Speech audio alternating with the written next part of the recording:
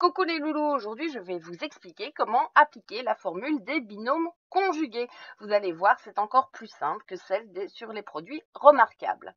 Alors nous allons commencer exactement justement comme celle sur les produits remarquables. Donc vous avez votre formule.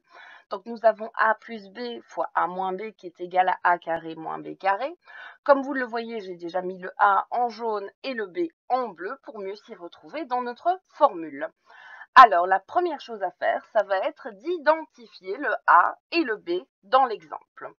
Donc, le A, c'est, dans ce cas-ci, le premier terme dans chacune de mes parenthèses. Alors, faites attention, il y a une petite remarque après parce que ce ne sera pas toujours le cas.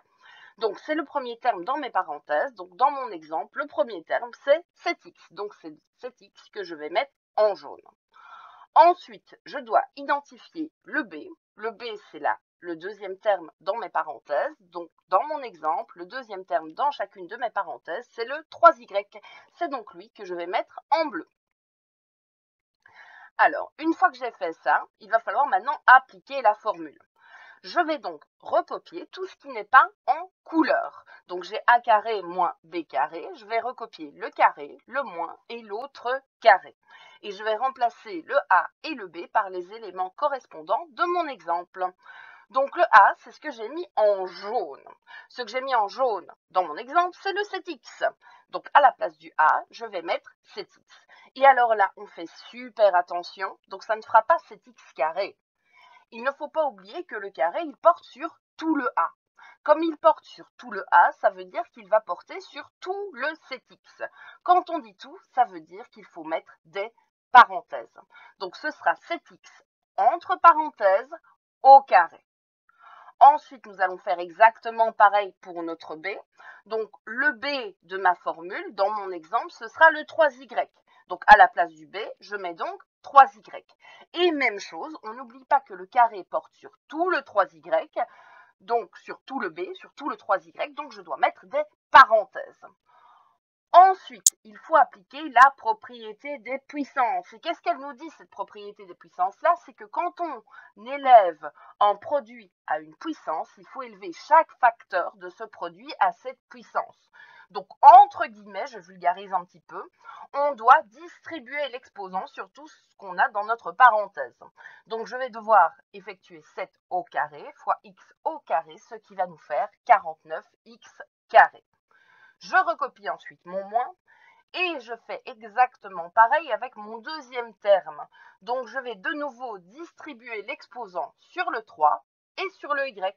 Donc 3 au carré fois y au carré, ça nous fera donc 9y carré. Alors ça, c'est l'application de base. Maintenant, il va falloir un petit peu se méfier parce que ce ne sera pas toujours aussi facile. En fait, quand vous regardez votre formule, vous pouvez remarquer que le A, s'il est positif dans le premier, il sera positif dans le deuxième. Par contre, le signe devant le B, lui, change. Donc dans la première parenthèse, on a un plus et dans la deuxième parenthèse, on a un moins. Donc on peut vraiment généraliser la formule en disant que le A, ce sera toujours le terme qui ne change pas de signe et le B, ce sera le terme qui change de signe. Donc quand vous regardez mon exemple suivant, j'ai moins 4 plus 2D fois, entre parenthèses, donc 4 plus 2D. Le terme qui ne va pas changer de signe, ce ne sera cette fois-ci pas le premier terme de mes parenthèses, mais le deuxième. Donc le 2D, dans les deux cas, il a un plus devant. Donc ce sera lui que je vais mettre en jaune. Ensuite, l'autre terme, donc j'ai moins 4 et 4. Donc là, le 4, il change de signe. Donc ce sera à ce moment-là le B de ma formule. Donc on se méfie vraiment pour ce genre de cas de figure que le A, c'est celui qui ne change pas de signe et le B, c'est celui qui change de signe. Et ils peuvent donc être inversés puisque l'addition est commutative. Par contre, pour l'application de la formule, ce sera exactement la même chose. Donc je dois d'abord mettre ce qui est en jaune puis ce qui est en bleu. Donc je vais avoir 2D au carré moins 4 au carré. On n'oublie pas de bien mettre les parenthèses pour que l'exposant 2 porte sur tout le A, donc sur tout le 2D. Et puis on applique la propriété des puissances pour calculer. Donc 2D au carré, ça fera 4D au carré moins 16, puisque 4 au carré, ça fait 16. Alors, mis à part ce petit piège-là, je pense que cette formule-ci est beaucoup plus facile à appliquer que celle des produits remarquables.